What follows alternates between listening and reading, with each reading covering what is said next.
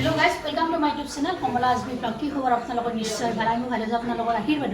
आज এটা recipe video লৈছো আপোনালোকৰ মাজলৈ চাক কি ৰেচিপি বনাম কি পদ্ধতিত বনাম আৰু কেনে কৰি বনাম মাজলৈ লৈছো এয়া মাছৰ এটা ৰেচিপিৰ কাৰণে এয়া 4টা মাছ লৈ লৈছো আজি মাছ বনাম এয়া বিলাহী এনেকৈ সৰু সৰুকৈ কাটি লৈছো তাৰ পিছত লৈ লৈছো মটৰ কেঁচা ধনিয়াৰ পাত এইফালে লৈছো নহৰু দুফাল কৈ এনেকৈ কাটি লৈছো এইফালে পিয়াজ লৈছো চাইৰাও ভিডিওটো সম্পূৰ্ণভাৱে আৰু স্কিপ নকৰাকৈ এয়া মাছকেইটাত মই প্ৰথমতে এয়া নিমখ দি দিছো তাৰ পিছত দি দিছো এয়া হালধি গুড়ি অলপ এনেদৰে ছিটিয়াই দিছো মাছকেইটা প্ৰথমতে সানি লওঁ মাছকেইটা সানি লৈছো ইতিমধ্যে কেৰাহীত মই তেল গৰম হ'বলৈ দি দিছো তেলখিনিও গৰম হৈছে মোৰ ইয়াতে এতিয়া মই মাছকেইটা অলপ ফ্ৰাই কৰি লওঁ সহজ পদ্ধতিত হয় এই মাছৰ তৰকাৰীবিধ খাই থকা ভিডিঅ'টো মাছকেইটা প্ৰথমতে ফ্ৰাই কৰি লওঁ ইয়াত দেখিনে মাছকেইটা সেয়া ফ্ৰাই হৈ গ'ল মই নমাই ল'লোঁ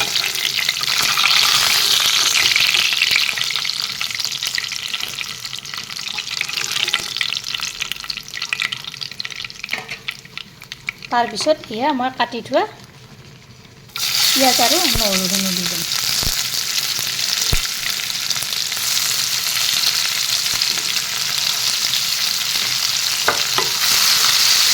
পিঁয়াজখিনি আৰু নহৰুখিনি অলপ ৰং চঙুৱা কৰি লওঁ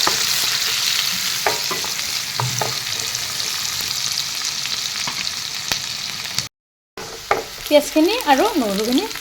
এয়া ৰং চঙুৱা হৈছে ইয়াতে মই এতিয়া মটৰকেইটা দি লওঁ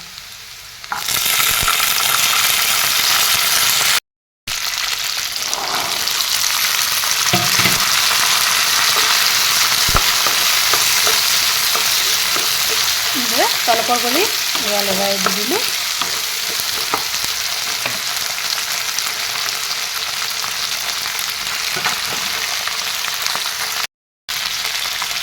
ইয়াতে এতিয়া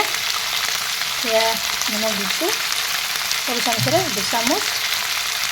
হালধি গুড়ি দিছোঁ 1 চামুচ অলপ ফ্ৰাই এনেদৰে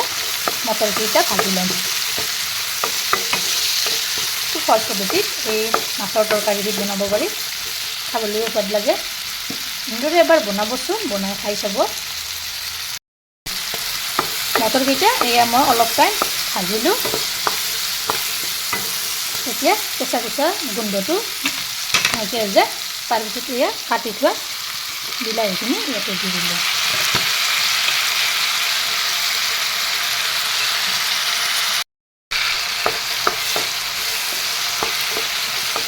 এইখিনিও লৰাই লৰাই দি দিছোঁ অলপৰ কৰি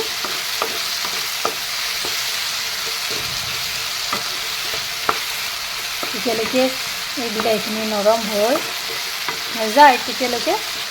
মটৰৰ লগত একেলগে ভাজি দিওঁ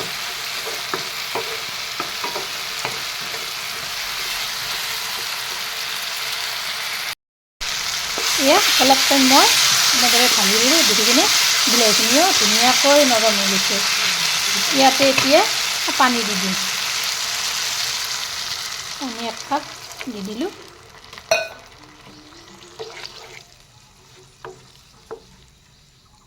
তাৰপিছত ঢাকনি এখন লগাই থৈ দিলোঁ এয়া কিছু সময় যোৱাৰ পিছত ঢাকনিখন গুচাই দিলোঁ দেখিছেনে এয়া মটৰ আৰু বিলাহীখিনি উতলিব ধৰিছে ইয়াতে এতিয়া ফ্ৰাই কৰি থোৱা মাছ 4টা ইয়াতে দি দিম এতিয়া ভালদৰে আৰু 10 মিনিট সময় উতলিব দিম ইয়াতে এতিয়া মই একেলগে দি দিম এয়া জলকীয়াৰ গুড়ি দিলোঁ তাৰপিছত দি দিম এয়া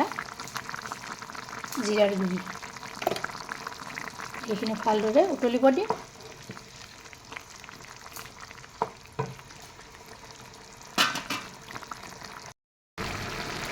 এয়া 10 মিনিট মই ভালদৰে উতলালোঁ ইয়াতে এতিয়া দি দিম কেঁচা ধনিয়াৰ পাতকেইটা। কেঁচা ধনিয়াৰ পাতকেইটা দি ফালৰ পৰা এনেদৰে তলপৰ কৰি এয়া লৰাই দি দিছোঁ। দি আঞ্জাখন নমাই থৈ দিলোঁ। এনেদৰে ধনিয়াৰ পাতকেইটা হোৱাৰ আগে আগে দিব লাগে। এয়া হৈ গ'ল। আজি ৰেচিপিটো কেনে পালে আপোনালোকে কমেণ্টত জনাবচোন। ভাল লাগিলে লাইক কৰিব, শ্বেয়াৰ কৰিব, কমেণ্ট কৰিব। আৰু মোৰ চেনেল যদি প্ৰথমবাৰ আহিছে তেতিয়াহ'লে চেনেলটো ছাবস্ক্ৰাইব কৰিব, লগতে ফেচবুক পেজতো ফ'ল' কৰিব। ধন্যবাদ। আকৌ এটা নতুন ৰেচিপিৰে সৈতে লগ হ'ম। আজিলৈ আহিছোঁ।